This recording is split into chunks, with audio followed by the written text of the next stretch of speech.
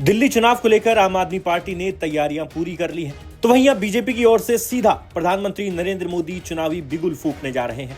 शुक्रवार को पीएम मोदी रोहिणी के जापानी पार्क में एक रैली को संबोधित करेंगे और दिल्ली वालों को 4500 करोड़ रुपए की कई परियोजनाओं की सौगात देंगे। इसी के साथ दिल्ली में बीजेपी का चुनावी अभियान भी शुरू हो जाएगा। चुनाव में प्रचार प्रसार के लिए भी स्टार प्रचारकों की ड्यूटी लगाई जाएगी। रोहिणी के जापानी पार्क पहुंचने पर प्रधानमंत्री दिल्ली मेट्रो के फेज 4 के तहत रिठाला नरेला कुंडली लाइन का शिलान्यास करेंगे और दिल्ली सहारनपुर नेशनल हाईवे के शुभारंभ के साथ ही दिल्ली को जाम और प्रदूषण मुक्त करने के लिए 4 मुख्य प्रोजेक्ट से भी अवगत कराएंगे।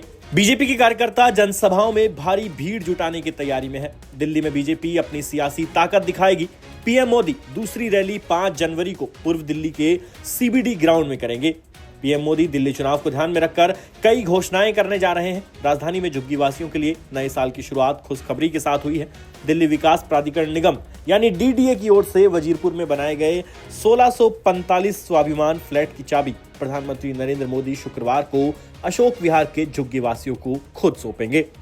यह कदम दिल्ली विधानसभा चुनाव से पहले भाजपा की रणनीति का अहम हिस्सा माना जा रहा है। इसके अलावा प्रधानमंत्री नरेंद्र मोदी 3 जनवरी को पूर्वी और पश्चिमी दिल्ली में 2 नए दिल्ली विश्वविद्यालयों के परिसर के साथ साथ वीर सावरकर के नाम पर एक कॉलेज की आधारशिला रख सकते हैं। दिल्ली में चुनाव आते ही राजनीतिक दल घोषणाएं करने लगे हैं। एक तरफ अरविंद केजरीवाल एक के बाद एक योजनाओं से दिल्ली वालों को लुभा रहे हैं, वहीं दूसरी ओर पीएम मोदी ने भी दिल्ली वालों के लिए हजारों करोड़ की सौगात देने का फैसला किया है, जिसकी घोषणा प्रधानमंत्री शुक्रवार को करेंगे।